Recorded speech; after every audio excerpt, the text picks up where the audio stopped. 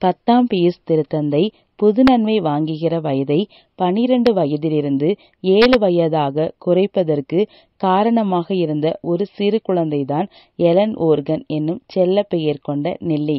1903ஆம் ஆண்டு ஆகஸ்ட் 4ஆம் தேதி அயர்லாந்தில் பிறந்தவர். பிறந்த அடுத்த நாளே தன்னுடைய பங்கு தேவாலயத்தில் திருமுழுக்கு கொடுக்கப்பட்டது. தினமும் தவறாமல் திருப்பலியில் கலந்து கொள்வார். நெல்லி குருவானவர் நற்கருணையை உயர்த்தும் பொழுது பரிசுத்தமான கடவுள் என்று சொல்லிக்கொண்டே இருப்பார். நெல்லிக்கு 3 வயது ஆகும் பொழுது அம்மா காசநோய் வந்து இறந்து விடுகிறார். பிரிட்டிஷ் இராணுவத்தில் வேலை பார்த்த அப்பாவால் குழந்தைகளை பார்க்க முடியவில்லை. தனது பங்கு தந்தை உதவியுடன் நல்ல ஆயன் மடத்தில் நெல்லியை சேர்த்துவிட்டார்.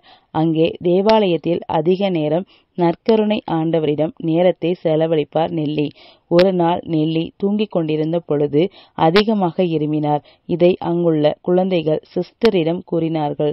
மருத்துவரிடம் காண்பித்ததில் காச நோய் பாதிக்கப்பட்டார். கீழே விழுந்ததில் முதுகு தண்டில் பிரச்சனை ஏற்பட்டது. இதனால் நடக்க முடியாமல் இருந்தார். நற்கருணை சாதாரண அப்பமல்ல, அதில் இயேசு வாழ்கிறார் என்று சொல்லிக்கொண்டே இருப்பார் நெல்லி. எல்லா ஜெபங்களும் தெரிந்து வைத்திருந்தார். நற்கருணை வாங்க அதிகமாக ஆசைப்பட்டார். குருவானவர் ஆயரிடம் கூறி சம்மதம் வாங்கினார்.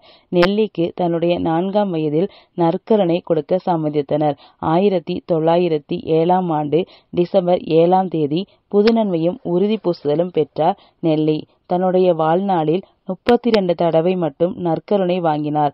1908ஆம் ஆண்டு பிப்ரவரி 2ஆம் தேதி விண்ணகம் சென்றார் நெல்லி.